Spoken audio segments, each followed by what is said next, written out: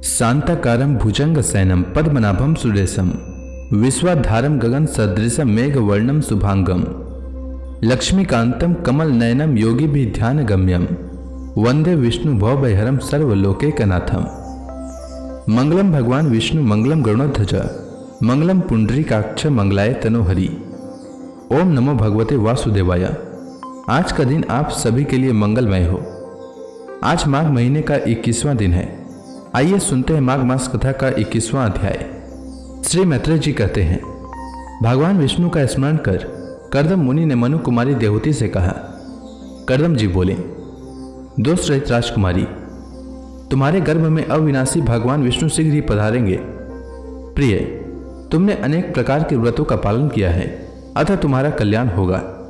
अब तुम संयम, नियम, तप और दान आदि करती हुई सदा पूर्वक भगवान का भजन करो। इस प्रकार आराधना करने पर श्री हरि तुम्हारे गर्भ से अवतीर्ण होकर मेरा यश बढ़ावेंगे और ब्रह्म ज्ञान का उपदेश करके तुम्हारे हृदय की अहंकार में ग्रंथि का छेदन करेंगे। श्री मैत्रेय जी कहते हैं, विदुर जी, प्रजापति कर्दम के आदेश में गौरव बुद्धि होने से देवहूति ने उस पर पूर्ण विश्वास किया और वह निर्विकार जगत गुरु भगवान श्री पुरुषोत्तम की आराधना करने लगी। इस प्रकार बहुत समय बीत जाने पर भगवान मधुसूदन कर्दम जी के वीर्य का आश्रय ले उसके गर्भ से इस प्रकार प्रकट हुए जैसे काष्ठ में से अग्नि। उस समय आकाश में मेघ जल बरसाते हुए गरज गरज कर बाजे बजाने लगे, गंधर्व गण गान करने लगे और अप्सराएं आनंदित होकर नाचने लगी। आकाश से देवताओं के बरसाए हुए दिव्य पुष्पों की वर्षा होने लगी। सब दिशाओं में आनंद छा गया, जलाशयों का जल निर्मल हो गया और सभी जीवों के मन प्रसन्न हो गए। इसी समय सरस्वती नदी से घिरे हुए कर्दम जी के उस आश्रम में मरीचि आदि मुनियों के सहित श्री ब्रह्मा जी आए।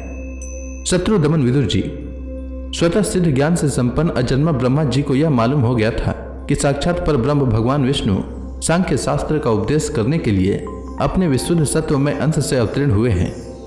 अतः भगवान जिस कार्य को करना चाहते थे उसका उन्होंने विशुद्ध चित्त से अनुमोदन एवं आदर किया और अपनी संपूर्ण इंद्रियों से प्रसन्नता प्रकट करते हुए कर्दम जी से इस प्रकार कहा। श्री ब्रह्मा जी ने कहा, प्रिय कर्दम, तुम दूसरों को मान देने वाले हो। तुमने मेरा सम्मान करते हुए जो मेरी आज्ञा का पालन किया है, इससे तुम्हारे द्वारा निष्कपट भाव से मेरी पूजा संपन्न हुई है।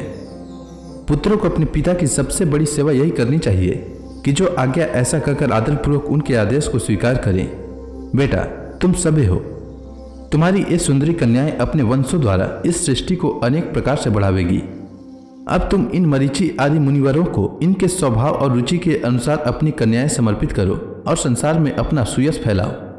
मुने, मैं जानता हूं जो संपूर्ण प्राणियों की निधि हैं, उनके अभिष्ट मनोरथ पूर्ण करने वाले हैं, वे आदि पुरुष श्री नारायण ही अपनी योग माया से कपिल के रूप में अवतीर्ण हुए हैं। फिर देवहूति से बोले, राजकुमारी, सुनहरे बाल कमल जैसे विशाल नेत्र और कमलांकित चरण कमलों वाले शिशु के रूप में कैटभासुर को मारने वाले साक्षात नारायण ही ज्ञान विज्ञान द्वारा कर्मों की वासनाओं का मूलोच्छेदन करने के लिए तेरे गर्भ में प्रवेश किया है। ये अविद्या जनित मोह की ग्रंथियों को काटकर पृथ्वी में स्वच्छंद विचरेंगे। ये सिद्ध गणों के स्वामी और सांख्याचार्यों के भी माननीय होंगे। लोक में तेरी कीर्ति का विस्तार करेंगे और कपिल नाम से विख्यात होंगे। श्री मैत्रेय जी कहते हैं, विदुर जी, जगत की सृष्टि करने वाले ब्रह्मा जी उन दोनों को इस प्रकार आश्वासन देकर नारद और शनकादि को साथ ले अंश पर चढ़कर ब्रह्मलोक को चले गए। ब्रह्मा जी के चले जाने पर कर्दम जी ने उनके आज्ञानुसार मरीचि आदि प्रजापतियों के साथ अपनी कन्याओं का विधि पूर्वक विवाह कर दिया। उन्होंने अपनी कला नाम की कन्या मरीचि को अनसुया अत्रि को, सदा अंगिरा को और हौरभू पुलत्स्य को समर्पित की। पुलह को उनके अनुरूप गति नाम की कन्या दी। क्रतु के साथ परम साध्वी क्रिया का विवाह किया। भृगु जी को ख्याति और वशिष्ठ जी को अरुंधति समर्पित की। अथर्वा ऋषि को शांति नाम की कन्या दी, जिससे यज्ञ कर्म का विस्तार किया जाता है। कर्दम जी ने उन विवाहित ऋषियों का उनकी पत्नियों के सहित खूब सत्कार किया। विदुर जी, इस प्रकार विवाह हो जाने पर वे सब ऋषि कर्दम जी की आज्ञा ले अति आनंद पूर्वक अपने अपने आश्रमों को चले गए। कर्दम जी ने देखा कि उनके यहाँ साक्षात देवाधिदेव श्री हरि ने ही अवतार लिया है, तो वे एकांत में उनके पास गए और उन्हें प्रणाम करके इस प्रकार कहने लगे, अहो, अपने पाप कर्मों के कारण इस दुख में संसार में नाना प्रकार से पीड़ित होते हुए पुरुषों पर देवगण तो बहुत काल बीतने पर प्रसन्न होते हैं, किंतु जिनके स्वरूप को योगी जन अनेकों जन्मों के साधन से सिद्ध हुई सदृढ़ समाधि के द्वारा एकांत में देखने का प्रयत्न करते हैं, अपने भक्तों की रक्षा करने वाले वही श्रीहरि हम विषय लोलुपों के द्वारा होने वाली अपनी अवज्ञा का कुछ भी विचार न कर आज हमारे घर अवतीर्ण हुए हैं। आप वास्तव में अपने भक्तों का मान बढ़ाने वाले हैं। आपने अपने वचनों को सत्य करने और सांख्य योग का उपदेश करने के लिए ही मेरे यहाँ अवतार लिया है। भगवान, आप प्राकृत रूप से रहित हैं। आपके जो चतुर्भुज आदि अलौकिक रूप हैं वही आपके योग्य हैं, तथा जो मनुष्य सदृश रूप आपके भक्तों को प्रिय लगते हैं वे भी आपको रुचिकर प्रतीत होते हैं। आपका चरण कमल तत्व ज्ञान की इच्छा से विद्वानों द्वारा सर्वदा वंदनीय है, तथा आप ऐश्वर्य, वैराग्य, यश, ज्ञान, वीर्य और श्री इन 6 ऐश्वर्यों से पूर्ण हैं। मैं आपकी शरण में हूँ। भगवान, आप पर ब्रह्म हैं। सारी शक्तियाँ आपके अधीन हैं। प्रकृति, पुरुष, महतत्व, काल, त्रिविध, अहंकार, समस्त लोक एवं लोकपालों के रूप में आप ही प्रकट हैं, तथा आप सर्वज्ञ परमात्मा ही इस सारे प्रपंच को चेतन शक्ति के द्वारा अपने में लीन कर लेते हैं। अतः इन सब से परे भी आप ही हैं। मैं आप भगवान कपिल की शरण लेता हूँ। प्रभु, आपकी कृपा से मैं तीनों ऋणों से मुक्त हो गया हूँ और मेरे सभी मनोरथ पूर्ण हो चुके हैं। अब मैं संन्यास मार्ग को ग्रहण कर आपका चिंतन करते हुए शोक रहित होकर विचरूंगा।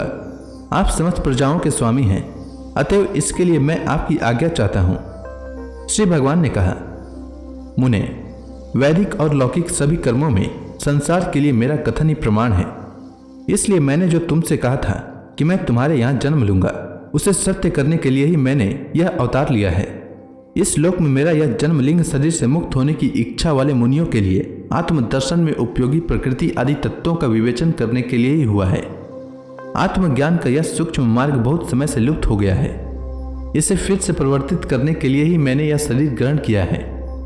मुने, मैं आज्ञा देता हूँ, तुम इच्छानुसार जाओ और अपने संपूर्ण कर्म मुझे अर्पण करते हुए दुर्जय मृत्यु को जीतकर मोक्ष पद प्राप्त करने के लिए मेरा भजन करो। मैं स्वयं प्रकाश और संपूर्ण जीवों के अंतःकरणों में रहने वाला परमात्मा ही हूँ। अतः जब तुम विशुद्ध बुद्धि के द्वारा अपने अंतःकरणों में मेरा साक्षात्कार कर लोगे, तब सब प्रकार के शोकों से छुटकर मोक्ष प्राप्त कर लोगे। माता देवहूति को भी मैं संपूर्ण कर्मों से छुड़ाने वाला आत्मज्ञान प्रदान करूंगा, जिससे यह संसार रूप भय से पार हो जाएगी। श्री मैत्रेय जी कहते हैं, भगवान कपिल के इस प्रकार कहने पर प्रजापति कर्दम जी उनकी परिक्रमा कर प्रसन्नतापूर्वक वन को चले गए। वहां अहिंसा में संन्यास धर्म का पालन करते हुए वे एकमात्र श्री भगवान की शरण हो गए तथा अग्नि और आश्रम का त्याग करके निस्संक भाव से पृथ्वी पर विचरने लगे। जो कार्य कारण से अतीत है, सत्वादी गुणों का प्रकाशक एवं निर्गुण है और अनन्य भक्ति से ही प्रत्यक्ष होता है, उस पर ब्रह्म में उन्होंने अपना मन लगा दिया। वे अहंकार, ममता और सुख दुख आदि द्वंद्वों से छुटकर समदर्शी हो सब में अपने आत्मा को ही देखने लगे। उनकी बुद्धि अंतर्मुख एवं शांत हो गई। उस समय धीर कर्दम जी शांत लहरों वाले समुद्र के समान जान पड़ने लगे। परम भक्ति भाव के द्वारा सर्वांतर में सर्वज्ञ श्री वासुदेव में चित्त स्थिर हो जाने से वे सारे बंधनों से मुक्त हो गए। संपूर्ण भूतों में अपने आत्मा श्री भगवान को और संपूर्ण भूतों को आत्म स्वरूप श्री हरि में स्थित देखने लगे। इस प्रकार इच्छा और द्वेष से रहित सर्वत्र समबुद्धि और भगवत भक्ति से संपन्न होकर श्री कर्दम जी ने भगवान का परम पद प्राप्त कर लिया। तो इसी के साथ यह अध्याय समाप्त हुआ। इसके आगे की कथा मैं कल के अध्याय में सुनाऊंगा। तब तक के लिए भगवान हरि का नाम लेते रहें। तो प्रेम से बोलिए भगवान विष्णु की जय, श्री कृष्ण भगवान की जय, लक्ष्मी माता की जय, तुलसी माता की जय, समस्त देवी देवताओं की जय।